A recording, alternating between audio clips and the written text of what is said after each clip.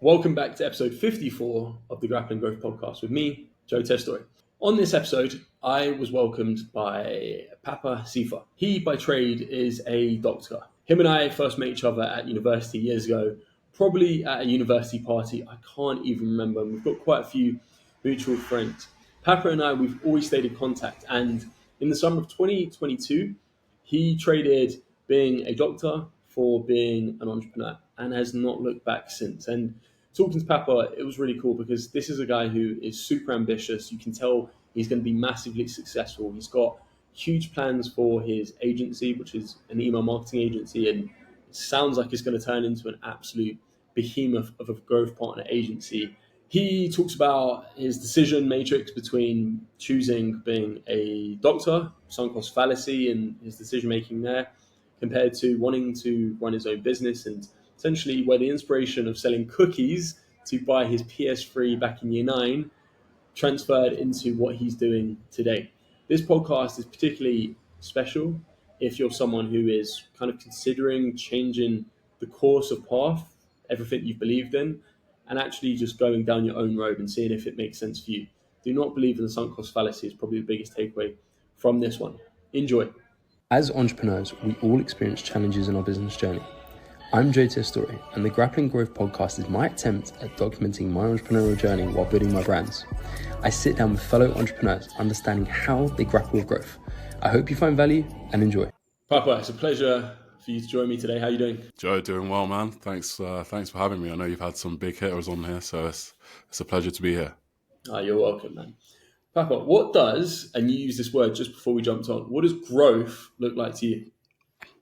Yeah, so I think growth for me is just the cumulative effect of showing up every day and doing the things that you said you would in advance.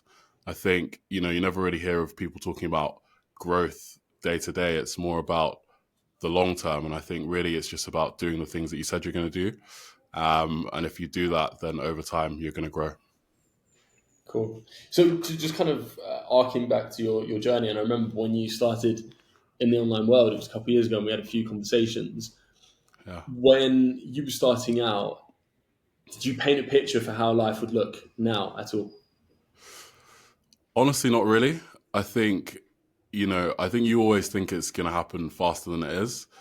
But, we spoke about this just beforehand as well. And I think, the reason that it's sweet when you hit these certain goals and certain milestones is because of the effort, it took to attain them, rather than from actually hitting the goals and hitting the milestones. And so I think probably if you'd have asked me a couple of years ago, I didn't really have a clear idea of where I'd be. But I think I wouldn't have said life would look like it does now. And if you were to, again, use the word growth as the summarized experience, but if you were to look at the journey over the last 2 years, what would you say are a few of the biggest lessons you've experienced? Yeah, I think the number one lesson is keep going, because, once you stop, that's it. And I remember hearing this, right when I started out online and started out as an entrepreneur, hearing, once you stop, that's it, it's dead, the dream's gone. Whereas if you keep going, you can't fail. And I think that's so true because, I think so, yeah. And I think, I look at a lot of people that started out in business, started out online at a similar time to when I did. I think you can probably count on a couple of hands the number of people who are still around, etc.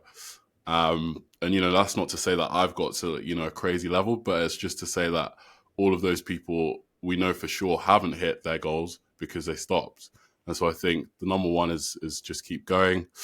Then I think after that, it's really, I'd say, you get out of life the things that you determine that you're worthy of. So really it's not about, you do X and Y and then you get Z. It's more about you do X and Y, you start to feel like, okay, I'm really worthy of having the things that I want because I've become that person. And then they start to come to you. And so I think, mindset kind of sounds woo-woo, particularly when you're starting out and you just want to make money or whatever it is. But I think mindset is such a huge part of business. I think it's 90% of it. And that's something that took ages for me to reaffirm in myself. And I've always seen direct correlations. It's probably correlations, even causality is probably a stronger word, but the periods of time where I'm not doing too well personally, it has such an effect on my business. And that probably falls in line to psychosomatics and other concepts out there. Are you familiar with the concept of the plateau of latent potential? I've heard of the term, yeah. So for me, it explains why most people quit and fail. But it's Uh-huh. essentially the effort that you're putting into what you're doing lags behind the Yeah, results that you're looking to achieve. So you're looking for this axis to cross here, like a lot sooner, maybe 3, 6 months in. But the axis point is maybe at 12 and 18 months. And I even know for me, so I think I started my agency back in October 2017. So while we were at uni together, yeah. while I was doing my masters, and I didn't take it seriously for the first year. I wasn't bothered. I was just kind of building this up. And if I'm honest, I spent more time creating graphics on Canva than I did actually pitching to businesses, which is just stupid. But again, I didn't have a mentor. I didn't really know what I was doing. So Yeah, these are great lessons. But I'd say, honestly, my agency only really started to properly kick off April 2020, which is yeah, nuts. That's it's like 3 years of just doing the wrong things, making the wrong mistakes, just being guided by the wrong people, and just not putting my focus into the right spot. But similar to what you said, I always said to myself, it's just about how long you stick in the game, because you're just bound to learn these lessons, these mistakes. And I've been part of communities where I could see 80% of people churn within 6, 12 months max, because it is so hard to continue to, it's like going to the gym and seeing, the crazy thing about business as well, actually, is it's like you're going to the gym and you're actually seeing worse results at times. It's like things need to get worse to then get better. Did you feel that yeah. yourself? Yeah, for sure. You said a lot of good stuff there. To quickly touch on kind of the plateau of latent potential. Yeah, I think, it's also known as the hockey stick effect. Like, you go along like that for ages and then all of a sudden things start to pick up. But that only happens if you're being consistent and the inputs don't change. If you drop off, then obviously that doesn't happen. And so, yeah, I think in my own journey, for sure, things have been up and down. I don't think I'm unique in that aspect. I think that's true of every entrepreneur. I think that's true of life in general. But, there have definitely been points where it's been way more challenging and, it's been kind of, but I think those are the moments where you grow. And so then when you get to that next level, it's not like, everything's rosy. All you really do is swap out your old challenges for new ones. But yeah, I'd say to answer your question, for sure, there have been points where things have got worse and then, they get better and then they get a bit worse again, they get a bit better. But as long as the overall trend is upwards, I think, really I can have no complaints. Would you care to elaborate and share probably one of the worst points in business that you've had over the last 2.5 years? Yeah, for sure. So, similar to you, I started out in business online, I think 2022 summer. And I'd say last year, so 2024 is really where I started making, decent money, or where things kind of kicked off, to put it in those terms. But, I'd say right at the beginning, even, in some of my learnings, my first ever client, and I was running Facebook ads kind of for aesthetics practitioners and that kind of thing. So my first ever client was £120 per call. She paid me nothing up front. That was kind of the arrangement. And I ended up kind of not charging her for months because I knew she was always also spending on ads and she wasn't being able to convert any of those appointments that we were booking for her. So I felt bad. And then, my second ever client, kind of a similar story. I think it was like £500 up front or something, and then a similar amount up, per call, £120. But she actually didn't pay month one, and then I think month two revoked access for me and my media buyer to her ad account. So and kind of ghosted us. And so at that point, I'm paying my media buyer. I also actually had a VA that was calling up all the leads and trying to get them scheduled. So I'm paying out loads of money at this point. and really not seeing anything in return. And, this was right at the beginning. And I think, I could probably name a couple more moments like that. But like I said, I think these are really, the times in which you grow and certainly I've grown so much since then.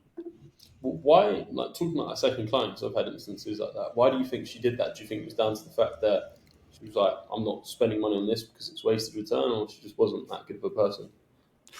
I think, I think probably it's a bit of both. I think, when you start out, you're not that good by nature because no one's good, when they start out in something.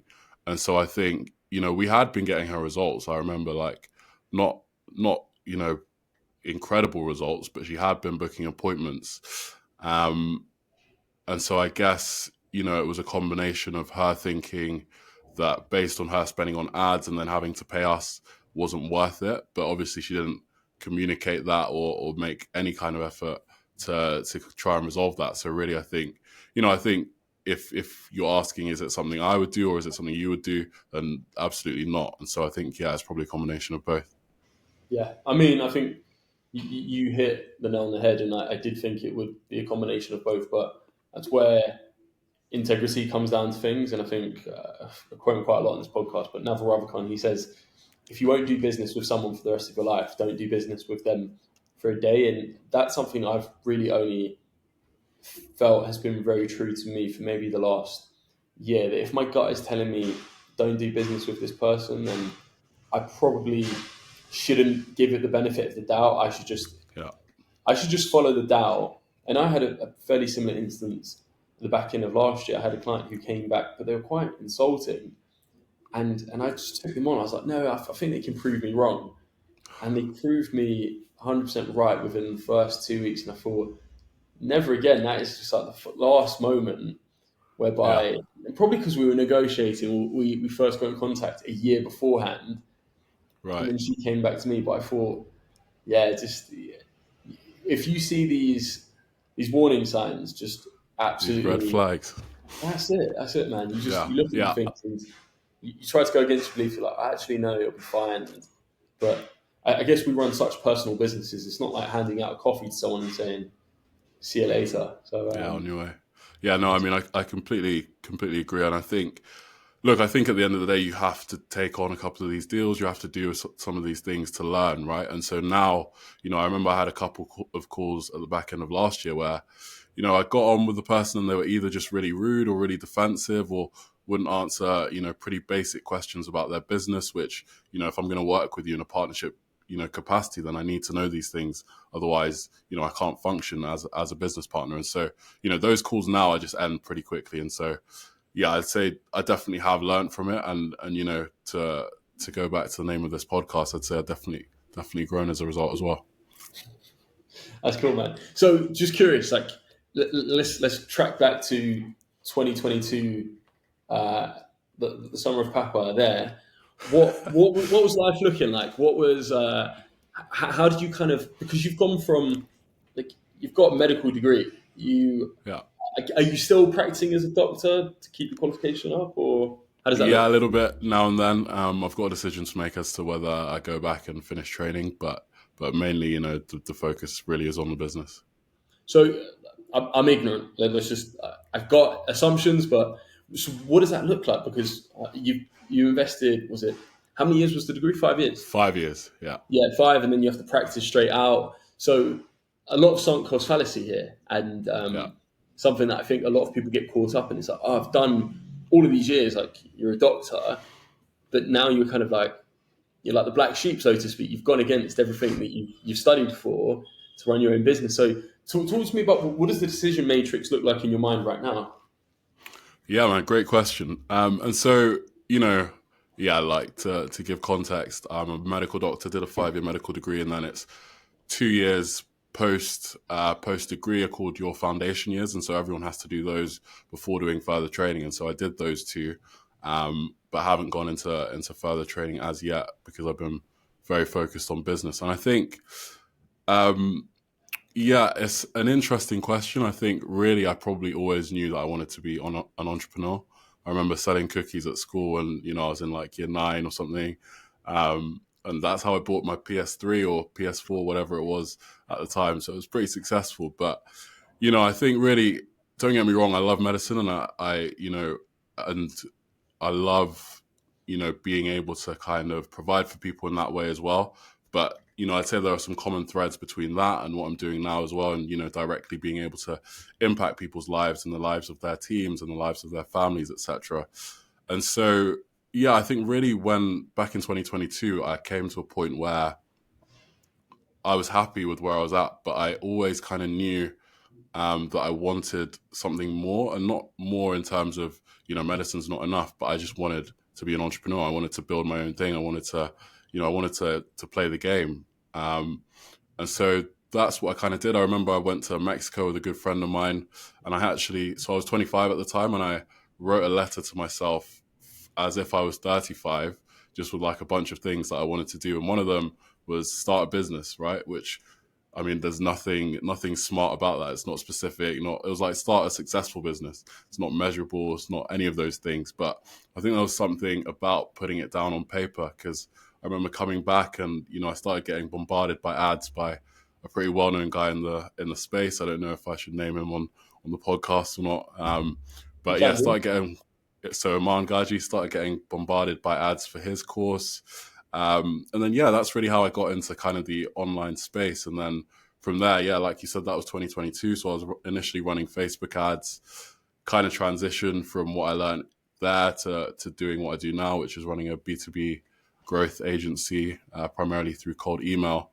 And yeah, that's kind of the background. I don't know if I answered your question, but that's kind of the backstory. Yeah, you did. So you mentioned you're kind of in the dilemma, I should say, actually, of deciding what to lean into, what to put your focus into, because you can't be a full-time doctor and a full-time business owner. So you've pretty much answered the question, but I guess kind of just me trying to dig a bit more.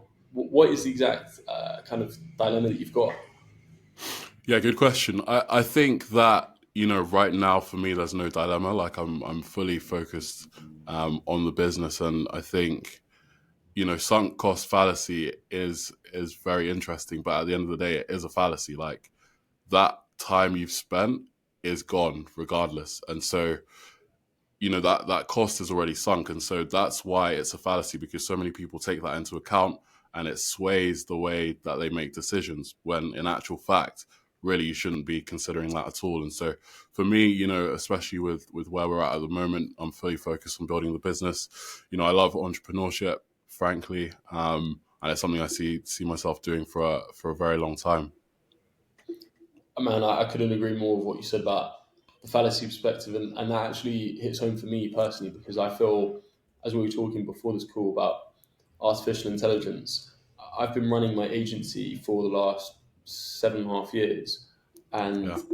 I've been caught up at times and thought to myself, yeah, but you've done this for so long, so you might as well stick to it. It's kind of like you've got this new opportunity here that's so much bigger than what you're currently doing, but you're saying, because I'm here, I'm there. But then if you came to it with the mindset of, okay, for 20 years old, and I saw these 3 roads, and one road is exponentially greater than the other 2, what would I go for? And what I really try to use as like my pivot frame, so to speak, is what would you do if all of the cars were the exact same and you had no leaning bias towards any of them because of your previous experience? Obviously, experience helps you guide you into different decisions. And I'm sure, as you said, your medical degree does give you, I'm sure it gives you a lot of credibility when you jump on calls with people.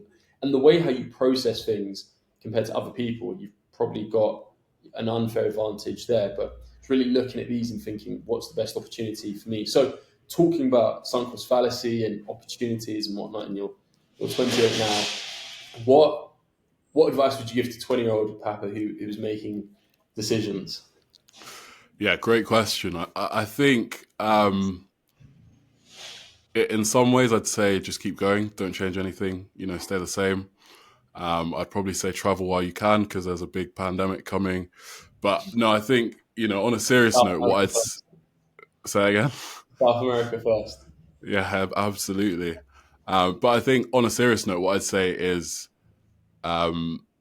really some of that mindset stuff that I touched on to start getting in touch with some of that a lot earlier. And so that means things like, really learning to celebrate yourself and celebrate those small wins, really starting to shift what you think you're capable of and kind of your beliefs about yourself. And so that's, small things which I've changed only after becoming an entrepreneur, but as, shifting to empowering beliefs like, I'll either find a way or I'll make one, that kind of thing, which if that's a core belief of yours, then you can see how that just completely transforms the way you approach things.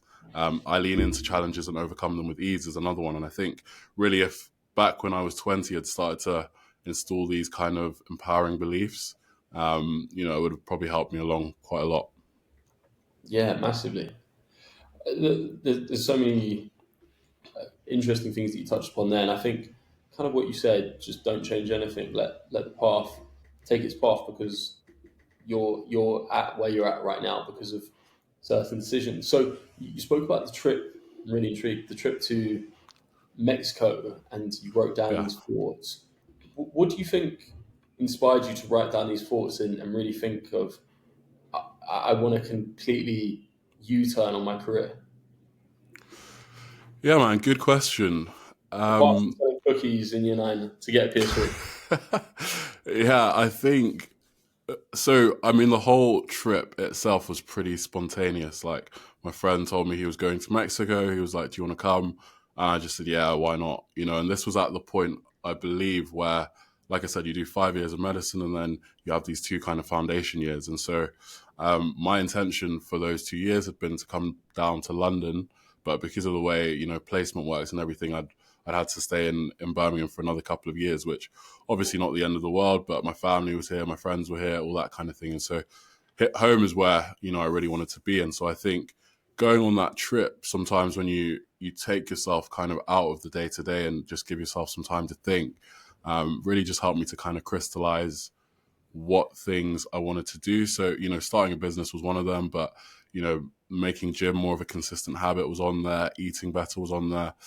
And so I think that time really just gave me the opportunity to kind of think about where I was at and what kind of, was the next stage. And yeah, when I got back, like I said, I started getting hit with ads. And it's funny how that kind of happens. And then, I think within a few months, I'd started an agency, and within a year, I was working with clients in the US and UK. But it all kind of started with just that trip and kind of, interrupting my daily life, going away, getting that time to kind of think and really process my thoughts. Definitely. I think as an entrepreneur, one of the best things you can do is just changing your environment. And just, I feel like for me, whenever I'm away, I'm still always on the clock. I'm thinking, but I feel like I'm changing the way I think. And interestingly, I was speaking to a friend the other day, and I was saying to her that when I'm away, I dream way more. When I'm normally at home in my standard bed, I'm not really dreaming. It'll be odd. Yeah. But for some reason, and I think it's just the change of environment, the energy, just so many other factors, I dream more. And then when I dream more, I feel more stimulated in the day, and I probably do things that are slightly a bit more out of the routine because you don't have your friends around, your family around. You're just, Yeah. for me this morning, I was on a walk, and for me, that's where I get most of my ideas, where I get a lot of my stimulation from, where I start to think of, oh, maybe I can do this and I can do this. And I think it's just that being removed from your classic routine, because I'm sure, especially being a doctor, you're working 12-hour shifts, maybe even longer at times. It's, you wake up, you're thinking about work, you go to bed thinking about work. It doesn't give you much separation to actually work on yourself. And I think one of the best things about entrepreneurship is the ability to work on yourself. So how does life look like? What does life look like now or day to day for you? Do you get much time for yourself? Is training still something that you're keeping up with as much? Is a healthy eating a lifestyle now? Yeah, so I'd say, right now, I mean, things are pretty manic in this particular phase of life, just because, of some clients we brought on and looking to do some hiring and stuff. But yeah, for sure, gym's a consistent habit. So I go 5 times a week, pretty much without fail. And so now this year I'm looking to add in, more cardio and more stretching, more yoga, that kind of thing. but yeah, definitely eating a lot better as well. Last year I was tracking my macros pretty strictly, but I'm looking to go back to that. I think it's good, to have balance. So to have periods doing that and not doing that, I'm looking to go back to that at some point. But yeah, I'd say, right now, I wake up normally 5:50. Recently, it's been a bit later just because, the evenings have been a bit later. So maybe around 6:37, get straight into work. Well, I have a morning routine in terms of meditation and stuff, but then get into work, and then afternoons usually calls, client calls, sales calls. And then, I normally try and get a bit of, the last half an hour or something to try and wind down a bit. That really depends on how late calls go and stuff. But yeah, that's pretty much the routine. Weekends are nice because it's uninterrupted work. But otherwise, yeah, I think that's the breakdown. And what does that morning routine look like? Yeah, so essentially I'll wake up, read my vision first. Normally I have a cold shower as well, which, I think, would I recommend? No, but I think it's definitely given me something, and I think there is something to the fact that doing something that hard first thing in the day means that like Brian Tracy says, eat that frog first thing in the morning, right? So yeah, after that, then I'll meditate normally for 10 to 20 minutes, do a quick guided visualization, and then hop into work pretty much. And when do you normally get your training in? So I was training in the mornings for a long time. Right now, I'm either training at lunchtime or in the evenings, just because I like flowing straight into work in the mornings. Mm-hmm. But I am also I like training in the mornings, so I'm looking at moving it back at some point. Yeah, I know what you mean on that front. And I think the element of the cold shower, people either get it or they don't get it. I've been taking cold showers now probably very consistently for the last year and a half. Yeah, and I think it's just, I try to operate life now with this view of you've got chosen suffering and unchosen suffering. The more things you can do within a day, within the week, that lean into chosen suffering. Things no one likes having a cold shower. It's not fun. You're there, I set a timer on my watch and I'm just into it. But I think once you get past the first 15, 20 seconds, it kind of becomes quite masochistic, I feel. Yeah. It's they're definitely not fun. But look, there's a ton of health benefits. I don't need to educate anyone on those. And then, like you said, the thing that I find is, sometimes I tell people I do cold showers and they're like, oh, how long until you got used to them? And it's like, for me at least, you never get used to them. Like every day it's still disgusting, but it's that act of just putting yourself through it every single day that builds character over time, I think. And, it's a little thing really, but I think for me, they've been pretty helpful. Yeah, massively. And then just like fusing the training with it, it's just, training is not always fun, and the days where you're like, but interestingly, similar to you, I'm training for an ultramarathon right now, so that's where a lot of my training has leaned into.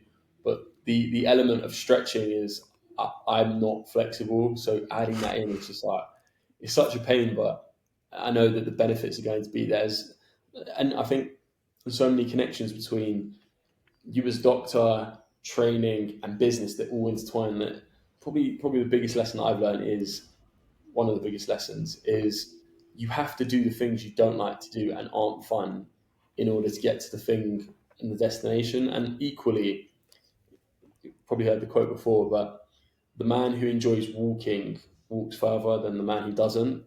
And it's just about trying to enjoy the process and destination. So just using that analogy, that metaphor, what do you enjoy most day to day about business? Like the nitty gritty, the grind-esque things? Yeah, so I think for me, it's really just connecting with people. Like generally that's with prospects or clients, getting on calls with people, chatting to them, which probably, is the same thing I enjoyed most about medicine. Kind of that communication, getting to just hear new stories, especially with, where a lot of, or all of our work is in the US, getting to really speak to people, about things, topical things that are happening over there, which we're all aware of. But I'd say probably that, and then just things like, reaching out to people on LinkedIn, doing those daily LinkedIn connections, and not even like really caring if the specific person is going to accept or not, because you just know that in the long term, if I hit these daily KPIs, I'm going to get to where I want to be. So yeah, I think that as well. I think you said that so well. One thing I really shifted my focus away from back in, this was the end of 2023 coming into 2024, was focusing less on the outcomes, the goals, and more on the inputs. And that I've got this journal right here which I've written all of my goals for this year down right at the back of it. I don't know if you've Love seen it. it before. 6 minute journal. It's actually a pretty good journal. Yeah, Do you journal? I do. Yeah, quite a lot. Yeah, you I've should. heard of the 6 minute journal as well. I mean, you mentioned being in Mexico, but a big thing, and I made a tracker sheet for the year, and I called it my intent planner, whereby I can just Okay. X off everything that I'm doing, and then I'll send you a copy afterwards, and you tick it, and then it gives you the percentage change and how much percent you've hit every single day, every single month, and then you can look Sick. at that for the year, so then you can see every single month. Okay, this month I was super consistent, and what I found in life is the more consistent you are, it's kind of like you can go back to this book and say, oh, I remember January 2025. It was a really good month for me. Why? And then typically it comes down to you doing the intents, the inputs. And I'm sure there's months that there's probably a month that you can look at from last year where you were partying or you were enjoying yourself and you're like, yeah, Yeah. shit, actually, business didn't do too well, or I put on a kilo or whatever. But again, as you mentioned, a lot of it is to do with balance. Um, a question to you with regards to entrepreneurship. Let's say someone's starting out. What are the free books or resources you'd recommend to them to get going?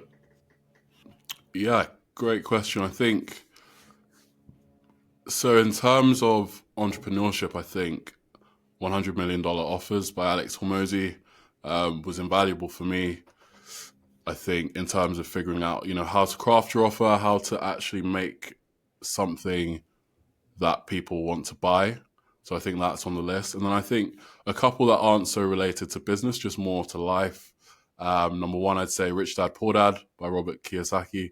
Completely, shifted my paradigm on life and money, etc. And then also The Power of Habit by Charles Duhigg. Also Atomic Habits by James Clear, pretty similar. But yeah, just that, what we've spoken about already about that consistent daily action of showing up, being 1% better each day, and just how much that can change your life in the long term. Some great book recommendations there, and I would have put some money on you saying $100 million offers as one of the three. Can you blame me? I can't blame you. I think to talking about the foundation of marketing and business, offers is something that I think so many people go amiss with, and it's it can just change. It can double the conversion rate of your business when you're looking to grow. And I think a big thing that a lot of people miss out on when they're starting a business is they don't focus on sales. They build the best product, the shiniest product. They lead with their product first, as opposed to going in with focusing on demand. And are you familiar with Daniel Priestley? Yeah, A lot of what his literature talks about is essentially sort the supply out and then sort the demand out and then find the supply, because it's far easier. yeah, You'd rather have 100 people lining up for one cup of coffee as opposed to having 100 cups of coffee ready and then one person's there. The coffee's going to get cold. What are you going to do in that position? You've just wasted a ton of resource. And it's probably, if I'm honest, it's probably the biggest mistake that I see, especially product-led businesses make mistakes with. Products, events, services. It's a bit easy because you literally just you sort. I guess service-based businesses typically show you that, okay, well, get 5 clients ready and then just find someone. It's arbitrage. That's essentially what business is yeah, between the two. So yeah. there's a lot of No, lessons I, there. I completely agree. I think, everyone that has kind of been in business or been in the online space or whatever it is for a couple of years kind of comes to that realization. Whereas I think when you start out, maybe it's just a rite of passage or something, but you're going to spend hours trying to create a logo on Canva. You're going to spend, hours doing this, days creating a landing page, days creating a name. I know I certainly did. And you just realize none of that stuff means anything. Like, because not only can you change it like that, down the line. But also people, I mean, you look at my landing page right now and it's one like 5-minute VSL, and then just case studies and testimonials. And it's like, could I get a new website? Yes. And, we're actually working on that right now. But are people, what do people actually care about? And what people and my buyers care about is that I've got something that they want to buy and it's been validated. Other people have bought it and been successful. That is literally it. Like my logo, colors on the website, all of that, none of that matters. And so, yeah, I think it's easy to get caught in that trap, but really what you need to do is just focus on validating your offer. And I checked out your landing page before you jumping on here, and I think to what you said, it's some of the most successful entrepreneurs that I've seen.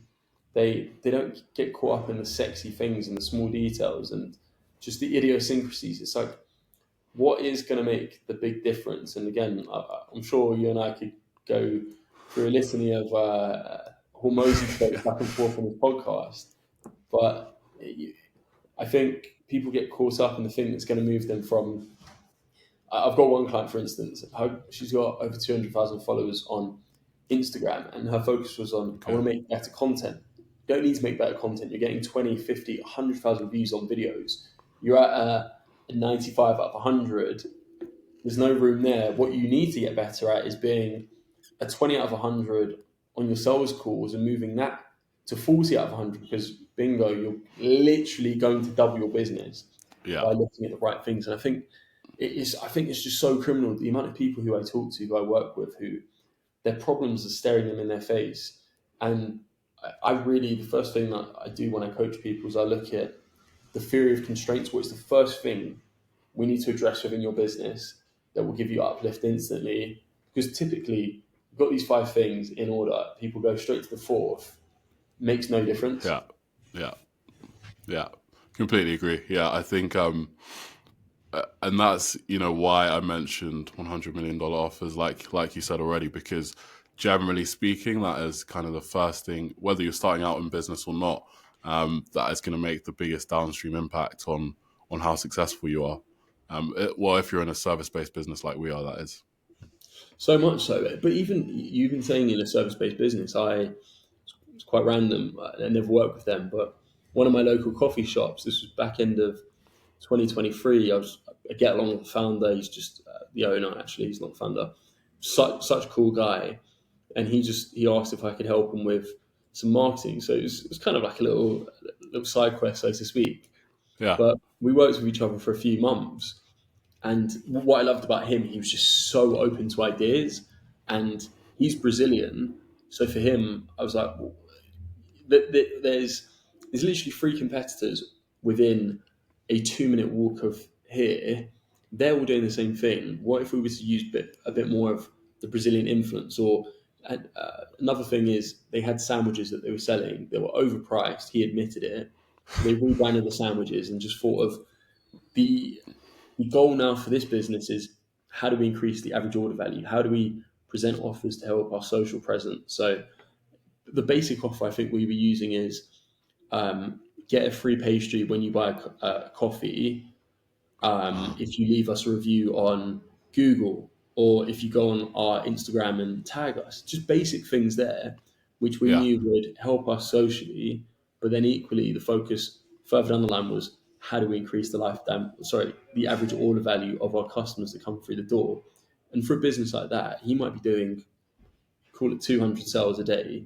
If we increase the AOV from £5 to £7, in the long run, that's going to make a considerable difference to the business. That was his constraint there. He didn't have a traffic constraint.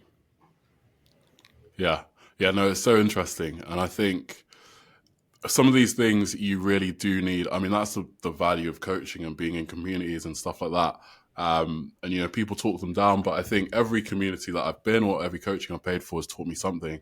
And, I mean, all of the biggest entrepreneurs, all of, whatever kind of sector you're in, whatever you're doing, all of the people at the top are there because they've learned a lot. And the quickest way to get there is just to shortcut it by buying back time, by buying coaching or whatever it is.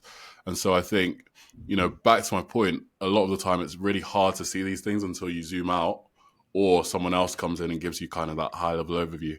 And so, yeah, that's why it's good sometimes to have that kind of insight. Yeah, massively so. And I think, as you said, buying back your time. And I don't know if you've read Dan Martell's book on it. I haven't, no. Literally, it's called Buy Back Your Time. And it's two books I'd really recommend for anyone who's really looking to just refine their business, maybe the 0 to 10K stages. Buy Back Your Time by him and The E-Myth Revisited. That, for me, Okay. when you're looking to make your first hire, grow your business, that is one of my clients who just signed up to coaching. I said to her, you need to read The E-Myth Revisited, because the biggest issue that people have when they're starting out is I think they get into this insular thought process of, I have to do everything myself. I'm the only one who knows how to do it. But your business is always going to suffer its first constraint if you're doing all of the work yourself. And it's good to learn how to do the basics, but to get to that next level, the big focus is on what leverage do I look at? Is it human leverage? Is it capital? Is it media? Is it tech? And then looking at where to go there. And I imagine with your business, it's heavily leveraged on code. So kind of talk about the transition going away from ads, media buying to a cold email agency, and why?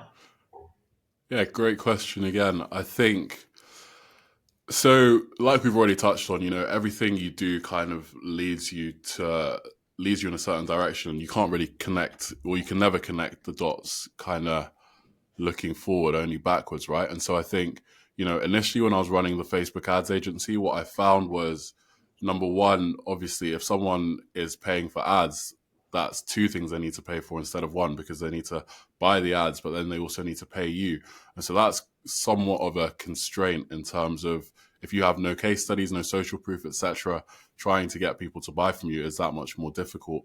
But then also they need to have, a bigger budget for marketing. And what I found was, when I was working with kind of these aestheticians and stuff, they really didn't have that budget. And so, one of the biggest factors that determines your success is just literally the market you're in.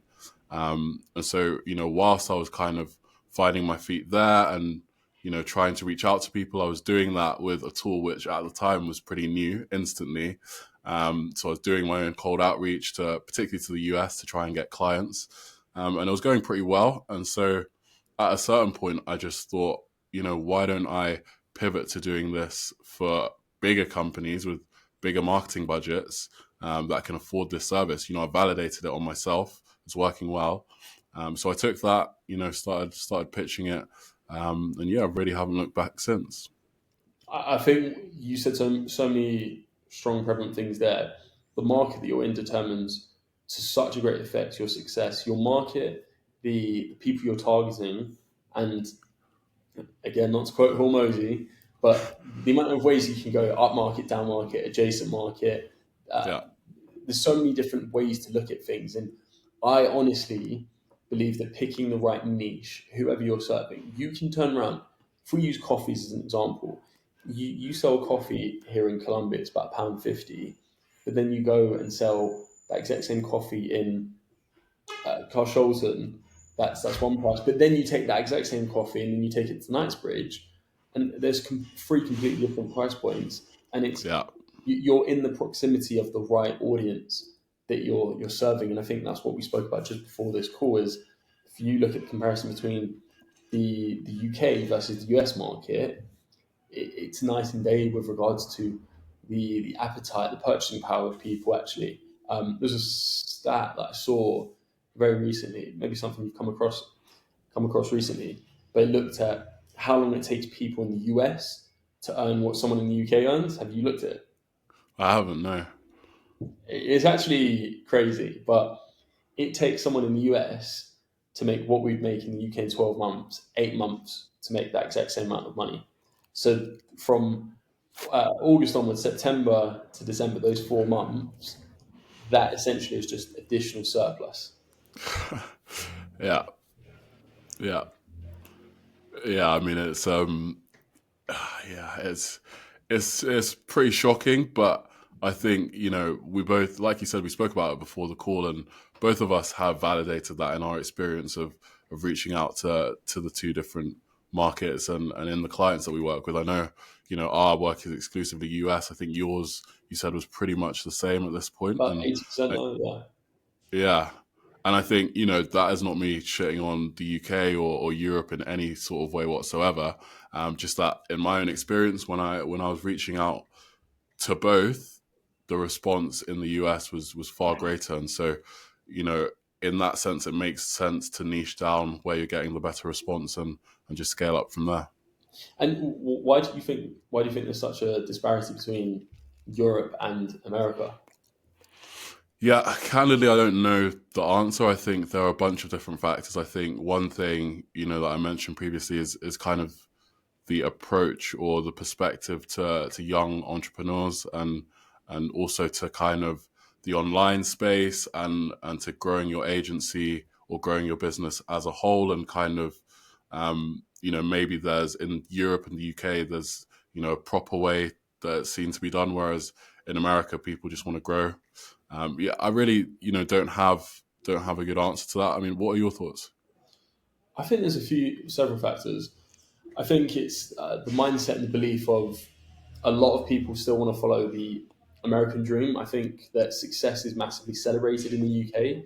I know that for myself, and I'd be keen to hear your thoughts, but when I was starting my business, it's more of like, oh, you're starting a business. It's not like, man, listen, like if I know someone who needs something, I'll let them know. I Yeah, have a few friends who actively Reed, one of our mutual friends, he referred me on to his cousin, and I'm always taken aback. I'm like, oh, thank you so much. I'm so grateful, as I would be with someone in America. But I think in America, there's this culture of collaboration. I think another challenge with hmm, Europe is that we're divided up by so many languages, so many different cultures. If you think of the culture between Portugal in one corner versus Lithuania, Russia in the other corner, it is so different. And if you spin that again, yeah, if you go to Iceland, to Turkey, I yeah, imagine it's going to be so, so different. So I think we're in this melting pot. And as well, if we look at European as a whole, the economic stability between countries and the disparity, we have Germany that's leading the way, and then we've got other countries that are not as fortunate or as developed, so to speak. So I think there's such a difference. But if we just talk about the UK and the US, I think a lot of it comes down to the support systems, the belief, the hunger for growth as well. And I think if you yeah, look at, I mean, the Bank of England just revised their growth forecast for the next 3 years, and I think we're looking at 0.75% growth for 2025, whereas the US in the last since 2020, including COVID, I think they've grown by 10% as an economy. So that's just night and day to their policies and their approach to growth. And I mean, they're just pumping the economy up with quantitative easing. So it's kind of a false bubble, but still, their focus is on how do we grow. yeah. I think you make some really good points, and I agree with pretty much everything you said. I think definitely the American dream is still alive and well. And even if not, the American dream as a concept, that concept of people wanting to grow and wanting to create something better and a better life for themselves, their families, their employees, whatever it is. And I think in the UK, there's just a lot more skepticism towards the whole online space and you know towards agencies, etc. Um, but yeah, like we both said at the beginning of the call, definitely not ruling out working with the UK. And obviously, I live here and I love it. But that's just the experience that I've had online. Could you see yourself moving abroad, living abroad for an extended period of time? I definitely could. I think I mentioned to you that I'm learning Spanish, so I've got to Right. a pretty decent level in terms of comprehension, at least. So, I think the end goal is definitely to do some traveling. I love traveling. In the past, I've kind of found it challenging to manage work and play when I've been away. But yeah, I'm sure. I think that's just something that I have to balance a bit better. And so, yeah, I think moving somewhere, whether that's further afield like Central or South America where you are, whether that's somewhere in Europe. I was looking at going to Barcelona for a few weeks or a couple of months. Yeah, that's definitely on my list. Cool. Yeah. I think, especially as we were saying before here, that South America, based on the Eastern time zone, it's perfect. And Yeah, even doing anything back with the UK. I've still got a few clients in the UK, but it's perfect. And I find that clients don't care. They're so understanding. They're like, oh, especially Americans, actually, they celebrate it. I was on a call with my biggest client yesterday, and they had their owner on. They're like, oh, Joe, like, where are you in the world again? Are you back in the UK or still in South America? And I'm like, and I felt like it was multi-millionaire on the call. He's like, rock on, dude. And I was like, that's the energy you want. The guy is thinking, Yeah, he respects it, he appreciates it. He's like, you're doing what's good for you, and you're happy. And I think it's weird. It's like I find that in the UK to an extent, there's such, and like you joke about it, it's like jealousy, but I think like there's kind of a bit of envy from people. It's like, oh, you're doing this. Like, are you sure? Can you still do this? And it's like, oh, because he's away, then we shouldn't do business with him. Whereas I yeah, think the Americans, and obviously you do get a good amount of Brits as well, who are like, actually, fair play to you. What you're doing is really good. They see it as more aspirational than, what. Do you know what I think it is? I think a lot of people in the UK see things as a zero sum game, whereas the US it's completely agree. positive sum game. It's like, well, just because you're winning doesn't mean I can't win.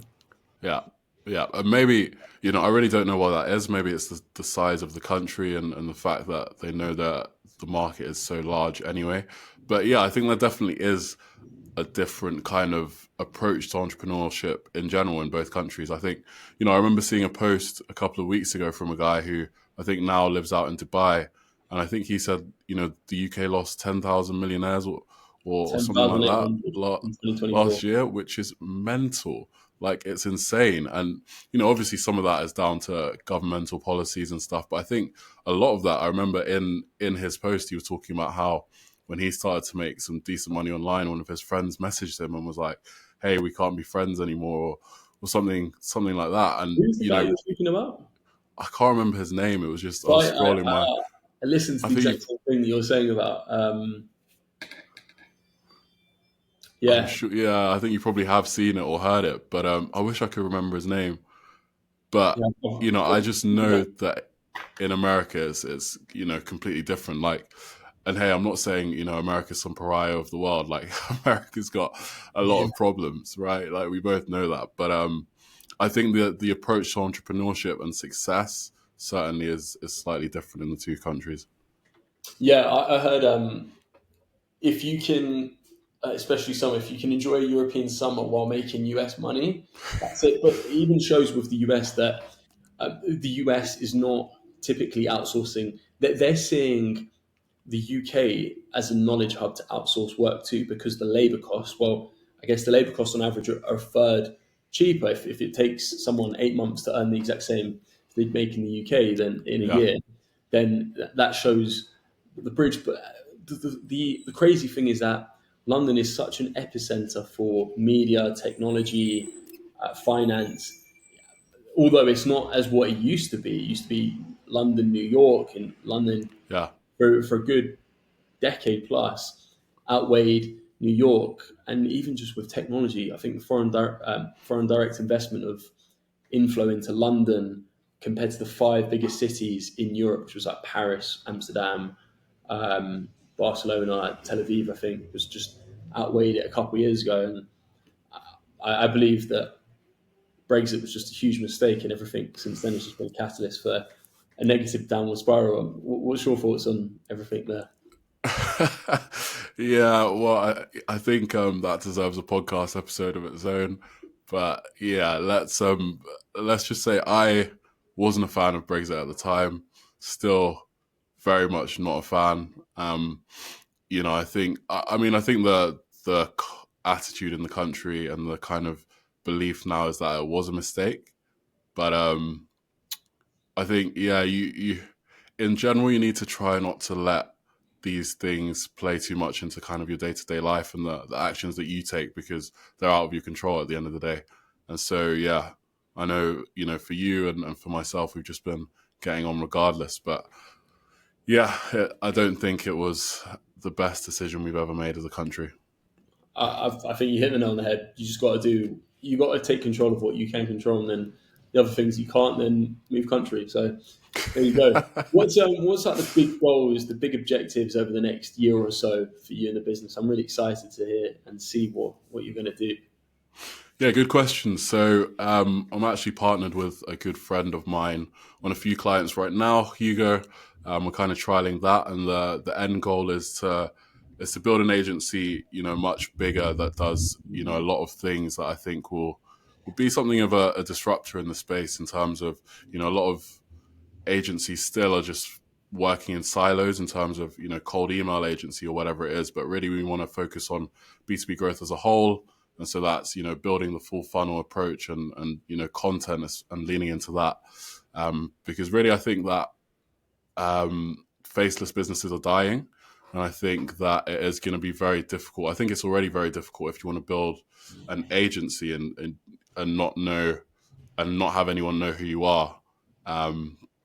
Or put another way, I think there's a massive unfair advantage if you're trying to build a business or an agency by building your personal brand. And so we're going to lean into helping our clients with that a lot more as well. But yeah, the goals, really are just to keep doing more of the same, to start to bring on some more team members, some real killers. That's what I'm looking forward to. Hiring an ops, I think, is a big thing that I'm trying to figure out this year and becoming a better leader. And then, yeah, like you already touched on, I think, I've been at it since 2022. And I think, we spoke about the plateau of latent potential. I think we're really just getting started. So we'll see what happens. And just kind of summarizing, what would you say is the first constraint within the business that you're looking to solve? So the biggest constraint right now, and we spoke about it not too long ago, actually, but it is that I, as a founder, have still been doing far too much. And so it's about figuring out, exactly like you said, what form of leverage we're going to use to be able to get through that. And so we've just brought on someone, John, who's going to be helping a lot with kind of client relationship management and also with, inbox management and that kind of thing. But yeah, I think as we continue to grow, it's just about figuring out what those next bottlenecks are going to be, because already that's given me back a ton of time and bandwidth. And at this point, I'm really not, I don't think getting eyes on the offer has been, I know how to get eyes on the offer.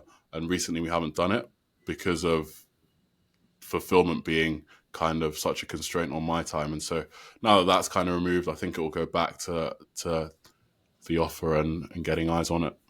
Yeah, man, I really think I would really, really recommend you reading Buy Back Your Time by Dan Martell, because I started a new thing this year where I read every day, but also listen to 10 minutes at least of an audiobook.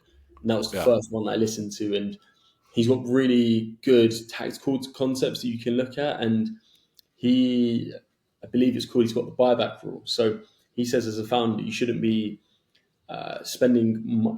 essentially investing to turn around and grow the business. He said, what you should be doing in the early stage is investing money to buy back your time. That is the biggest thing. And he's got the buyback rule is you work out how much you make throughout the year. So it's applicable to anyone.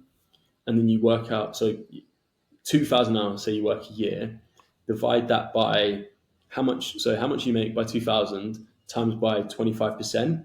And that's how much you should financially dedicate. So let's say you make 100K a year, then 25K of that should be on buying back your time. Because if you think of it like this, that you're there, you've got someone else worth 25K worth of resource, that should free up exponentially enough time within your business. The low leverage activities, the things that aren't really moving the needle. For you, probably sounds like fulfillment. For me, that was the biggest, and that is the biggest low leverage activity, so to speak, that I can move away from. And that's really, really what I focused on. So I guess That sounds super interesting. I'll definitely give it a read. And there was another one you mentioned as well, which I can't the remember. E-Myth But Revisited. yeah, that's it. Yeah, both That sound great. book is like, if you're in the stage of your first hire, I think that's, I just read those two as quickly as you can within the next month. And anyone who I Yeah, speak to who's just starting out their business, those two are two of the best books. That is like going from zero to, I'll probably reread it soon as well, but that's going yeah, from 0 to 1 employee. And essentially, I think they use the analogy of a baker. So it's a woman who owns a bakery. She turns around, gets an employee, and she's like, "Oh my god, like I'm actually a business owner here. I don't have to do all these things." And then that woman leaves. And I remember, so just to kind of give you a small story, I hired my first guy, when was it? It was COVID, so it was 2020. I think it was October 2020, and I was so excited. His name was Yeah. Luke, great guy, like amazing guy. I've got nothing bad to say about him. He came on to the team, and it was literally just him and I, and we would chat shit every single day. And then I remember it was the start of February, and he sent me an email. He just said, "Listen, I'm so sorry." He was working with a band for years at the time, pretty much for free. He just said, "We've been offered a contract by Universal Studios. Um, I can't say no." And Wow. now he's between here and LA, so he's back and forth. And I speak to him from time to time. But he was the guy for me, and he brought back so much of my time. He was taking care of so many things. And what I found when I got him in is I could move away from, okay, I need to figure out all of these small little things. And because he was so good, he would look at a problem, or he'd look at something else and be like, I'm just going to do this. So I could just go into growth mode and focus Yeah. purely on how do I grow the business. And it was just so fun. And I've seen entrepreneurs at so many different scopes. Once they get that first hire in, one of my best mates, he runs a very successful agency. He pretty much got to 50K a month by himself. I was Yeah. like, you're ludicrous to not bring someone in. And he was worried about the cost and if the business dropped off. I was like, even if you had someone in at 3K a month, if that allows you to get to 60, 70K a month, the upside's just so much worth it. So Yeah. crazy Yeah. I the way that think we affect humans in business.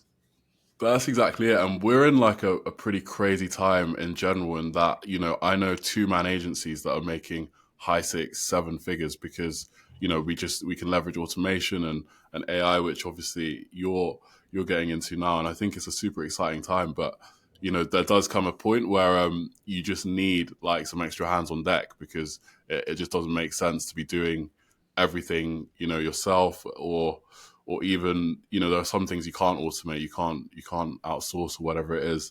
And so, yeah, I think that's an exciting time. And already, like I said, I've got so much bandwidth back just as a result of having John handle some of that stuff. And that time then goes back into doing the things that really matter in terms of growing the agency. And I think it is easy to see, the agency is kind of an extension of yourself, whereas really it's just a machine, and like there are inputs and outputs, and you put in profit or time or whatever it is, or you put in money or time, and it should spit out as much profit as possible. So really bringing someone else into that, really, it's easily done, but it shouldn't kind of affect, like it has no bearing on you personally, but that's definitely something that somewhere I've been as well.